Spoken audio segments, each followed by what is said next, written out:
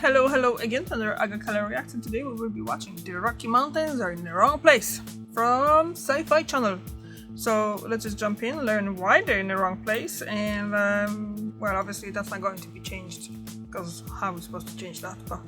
There's only one place you tend to get mountains, where two tectonic plates meet. Essentially, two plates smash together and push rock up to form a line of mountains along the boundary. And sure, there's more to it, but that's basically the story, which makes it really irritating that there's a mountain range in the wrong place. North America's Rocky Mountains are located smack in the middle of the continent, hundreds of kilometers away from the nearest plate boundary at the edge of the Pacific Ocean. And it turns out the question of why the Rocky Mountains formed where they did is actually a pretty hot debate among geologists. So let's take a look at what we know and what's still a mystery about why one of the world's most iconic mountain ranges is where it is. That is interesting. I didn't realize they're that far The from Rocky there. Mountains we see today started ascending around 125 million years ago during the severe orogeny. An orogeny is just what geologists call a mountain building event. The severe orogeny stretched all the way from present-day Alaska to Mexico. It folded and fractured layers of sedimentary rocks, bunching them up on themselves to start building mountains. But it wasn't the only game in town. The subject of the most debate is the Laramide orogeny, which was largely responsible for the range in the United States. Instead of folding layers of sediment, these mountains were built by breaking and piling up hard rock like granite. This mainly occurred a little later, between 80 and 55 million years ago. Back then, the seafloor of the Eastern Pacific was made up of two oceanic plates, and both were subducting beneath North America, sliding under the continental plate and into the mantle. On the other side of the continent, the Atlantic Ocean was in the process of opening, so that oceanic plate was pushing North America towards the west. Despite the Rockies being up to 1,500 kilometers from the Pacific plate boundary, geologists do agree that this subduction zone is responsible for building the mountains. What they argue over is how it could have happened so darn far from the coast, but they have come up with four hypotheses. The first is retroarc thrusting. The idea that the North American plate was pushing so hard to the west that instead of the oceanic plate slipping smoothly beneath the continent, it got stuck. And all that stress caused the continent to crumple like a car wreck. But this begs the question of what did the pushing. One idea is that it could have been the seafloor spreading from the Atlantic Ocean on the other side of the continent.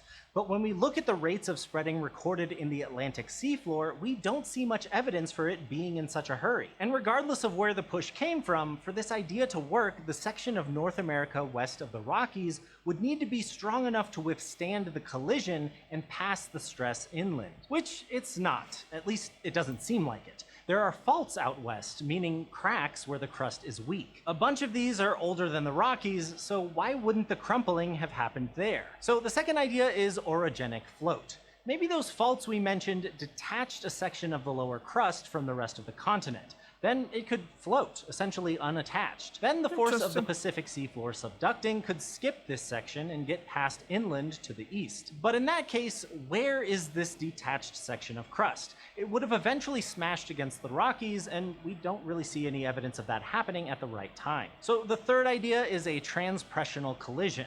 Transpression is just a combination of the words transform and compression. It means a fault that is both moving side to side and together at the same time. The idea is that a long north-south transpressional fault existed where the Rockies are today. North America was essentially split in two, the main continent to the east and a thin ribbon continent to the west. The magnetic signature in some of the rocks near the Canadian Rockies indicate they formed thousands of kilometers to the south. So that's strong evidence for this idea. The transform part of the fault would have moved the ribbon continent northwards, including those rocks, and the compression part would have pushed it up and over the main North American plate to build the mountains. The only catch is, if a ribbon continent collided with the rest of North America, geologists expect at one point there would have been an ocean between the two. And we just don't see the kind of volcanic evidence that would be left over from an oceanic plate subducting before this collision. See, oceanic plates have a ton of water in them, which gets released under heat and pressure. Water lowers the melting point of the surrounding rocks and creates magma. This means a subducting plate tends to create volcanoes. In this case, they could actually end up east of the Rockies in what we call the Great Plains, which we call that because of a notable lack of volcanoes and other volcano-shaped objects. This is also relevant for the final idea, flat slab subduction.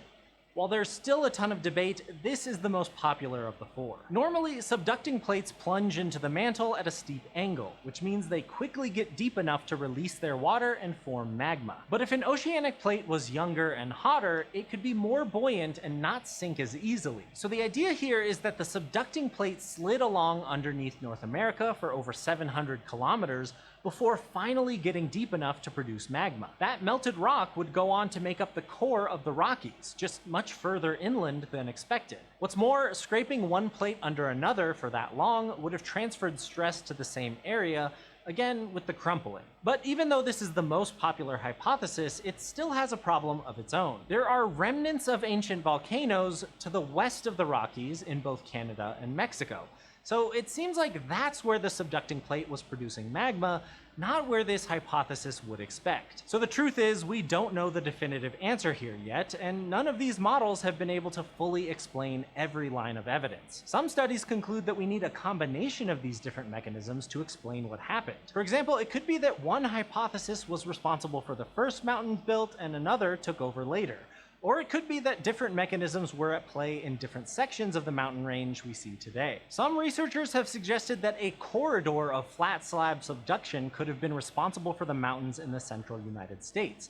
It just doesn't explain the mountains to the north and south. What is clear is that the Earth doesn't always do what we expect it to, and reconstructing the events that created what we see today can be pretty challenging. But at least it does make for some good skiing. If you enjoyed this episode, you're probably the kind of person who likes rocks. And so, to all the rock enjoyers out there, I have a thought for you to ponder. Imagine if an incredibly cool rock showed up at your door. And what if that happened again the next month? And the one after? Well, I don't want to say too much, so I'll leave you with that, lovers of shiny things, and I'll tell you, you should look out for our live premiere on October 2nd. Until then, thanks for watching. Okay.